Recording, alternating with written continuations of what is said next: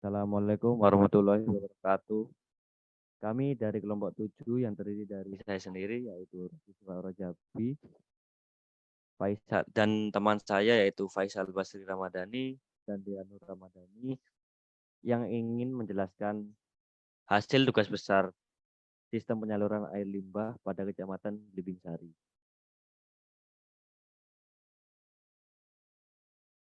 Pada presentasi kali ini terdapat 6 pokok pembahasan, yaitu yang terdiri dari latar belakang, gambaran umum wilayah, kriteria perencanaan, perhitungan dan pembahasan, RAP, dan kesimpulan.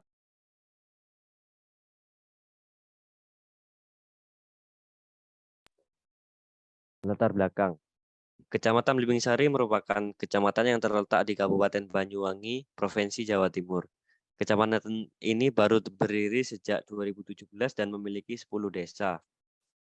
Kecamatan Blimbing Sari tercatat pada tahun 2020 berjumlah 54.341 jiwa. Peningkatan populasi menjadikan wilayah tersebut semakin padat dan limbah pencemaran di wilayah tersebut akan terus bertambah. Oleh karena itu, diperlukan sistem penyaluran air limbah yang terpadu untuk dapat meminimalisir terjadinya pencemaran lingkungan yang disebabkan oleh adanya air limbah tersebut.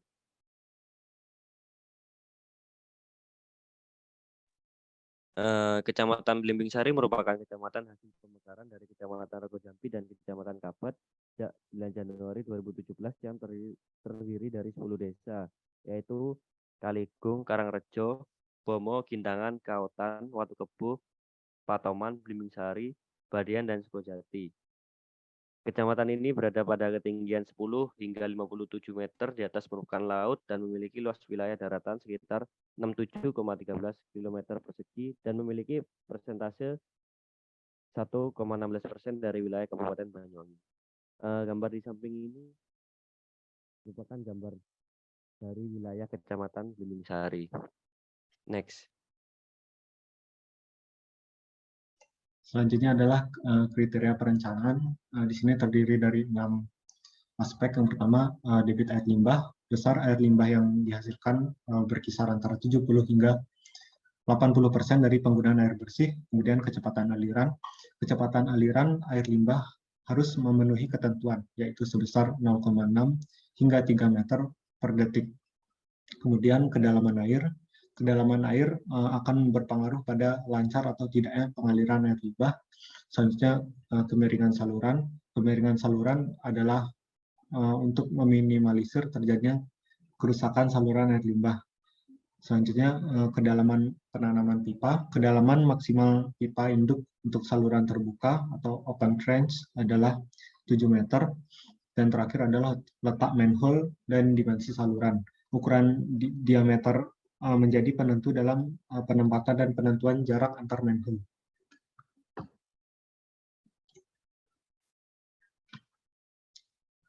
Selanjutnya yakni perhitungan dan pembahasan. Yang pertama yakni proyeksi penduduk. Perhitungan proyeksi penduduk Kecamatan Blimbing Sari selama 20 tahun sejak 2022 menggunakan metode geometri. Proyeksi penduduk pada tahun 2042 yakni proyeksi pada akhir yakni berjumlah 64.230 jiwa. Di kanan merupakan tabel perhitungan proyeksi penduduk selama 20 tahun dari 2022 hingga 2042. Kemudian pembagian blok pelayanan. Di sini perencanaan dilakukan dengan membagi 10 desa ke dalam 4 blok pelayanan. Yang pertama blok pelayanan 1 yang terdiri dari Desa Sukojati, Badian, dan Blimbing Sari. Kemudian blok pelayanan kedua terdiri dari Desa Kaotan dan Watu Kebo. Kemudian blok pelayanan ketiga terdiri dari Desa Gintangan dan Patoman. Dan terakhir blok pelayanan 4 terdiri dari Desa Kaligung, Bomo, dan Karangrejo. Di sini pembagian blok pelayanan ditentukan berdasarkan jumlah penduduk dan luas wilayah. Kemudian IPAL dan jaringan perpipaan. Perencanaan IPAL, perencanaan letak IPAL berada pada wilayah blok 4, yakni pada Desa Bomo. Pada peta letak IPAL berada di sebelah kanan bawah. Kemudian debit air limbah. Di sini perhitungan debit air limbah dapat dilakukan setelah menghitung kebutuhan air bersih terlebih dahulu. Kebutuhan air bersih yang dimaksud di sini ialah kebutuhan air bersih domestik berupa sambungan rumah atau SR dan hidran umum atau HU.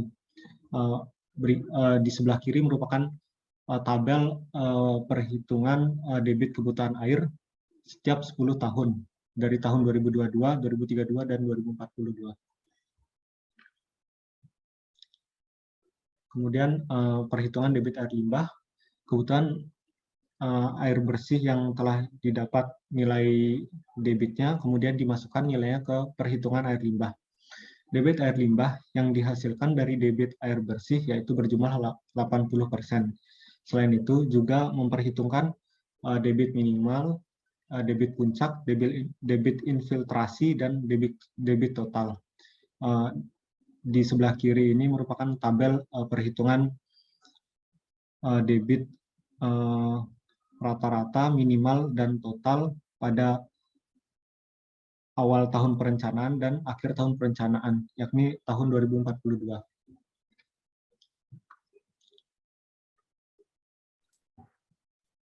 Baik, selanjutnya pada bagian pembebanan. Di sini perhitungan pembebanan dilakukan dengan mencari elevasi awal dan akhir dari Google Earth. Untuk menghitung persentase beban saluran didapatkan dari berapa panjang per segmen atau per jalur. Untuk tiap blok diharuskan memiliki total 100%. Setelah beban saluran didapatkan persentasenya, maka dihitung debit rata-rata, debit puncak, debit minimal, dan debit infiltrasi yang nantinya akan digunakan untuk perhitungan dimensi saluran. Apabila terdapat blok yang bergabung dengan blok lainnya atau pipanya bergabung dengan blok yang lain, maka perhitungan persentase ditambahkan dengan blok yang lainnya. Untuk mengecek apakah debit yang dihitung sudah benar ataukah belum, yaitu dengan menghitung jumlah dari seluruh debit dari seluruh blok, sehingga didapatkan jumlah total tiap debit, apakah sudah sesuai atau belum. Kemudian dimensi saluran.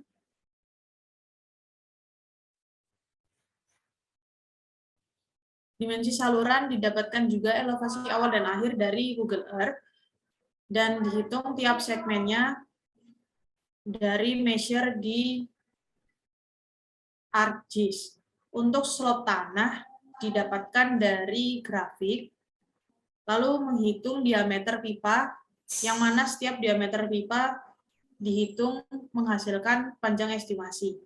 Untuk mendapatkan diameter terpakai, maka dicari katalog pipa yang sesuai dengan diameter estimasi.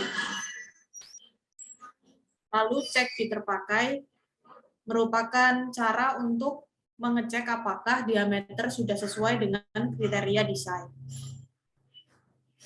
Perhitungan selanjutnya adalah mencari volume tinggi renang dan perencanaan perhitungan dimensi saluran air limbah ini dilakukan dengan memperhatikan pembebanan dari debit yang sebelumnya didapatkan dari beban saluran. Next.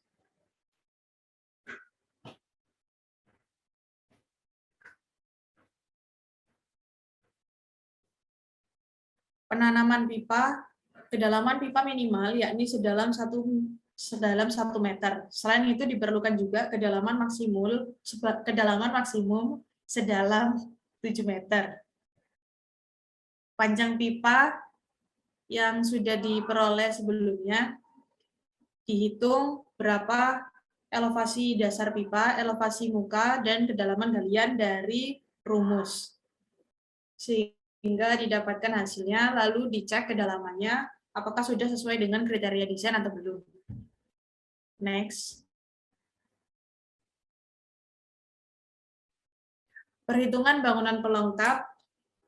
Di sini kita menghitung terdapat 280 manhole, 9 sipon, dan 22 pompa. 280 manhole ini merupakan manhole lurus, belokan, dan pertigaan.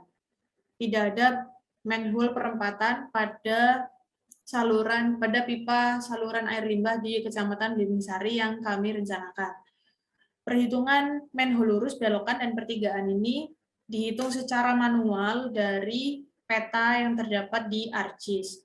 Lalu untuk kebutuhan sipon dihitung berdasarkan apakah pipa dari saluran air limbah yang direncanakan melewati jurang, melewati rel kereta api, dan melewati sungai. Di sini pada Kecamatan Blimbing Sari, pipa air limbah yang direncanakan hanya melewati sungai-sungai, tidak ada rel kereta api maupun jurang, sehingga didapatkan perhitungan sipon berjumlah 9 sipon. Next. Baik, terakhir di sini adalah RAB atau rancangan anggaran belanja.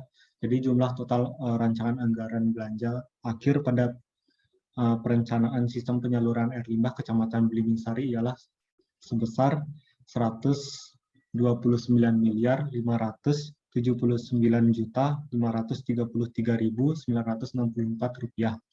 Dan di kanan ini merupakan tabel perhitungan rancangan anggaran biaya pipa yang berasal dari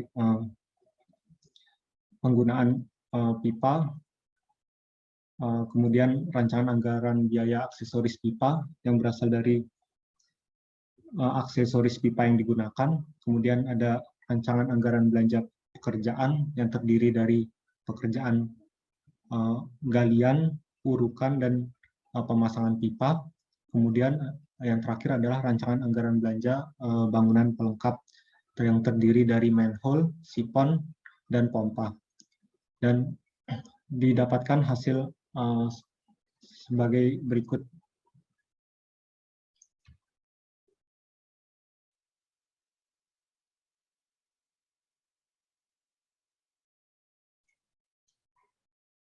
Kemudian kesimpulan dari presentasi yang telah dipaparkan, terdapat 5 kesimpulan. Yang pertama adalah titik lokasi pembangunan SPAL meliputi 1 Kecamatan Blimbing Sari yang meliputi 10 desa.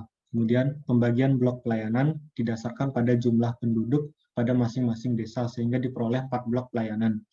Kemudian yang ketiga, lokasi IPAL dipilih berdasarkan elevasi yang paling rendah dan dekat dengan badan air, yaitu pada blok 4 di Desa Bomo. Kemudian yang keempat, perencanaan sistem penyaluran air limbah di Kecamatan Blimbing Sari menggunakan 280 manhole, 9 sipon, dan 22 pompa. Dan terakhir adalah rancangan anggaran belanja akhir pada perancangan sistem penyaluran air limbah Kecamatan Blimbing Sari ialah sebesar 129.579.533.964 rupiah.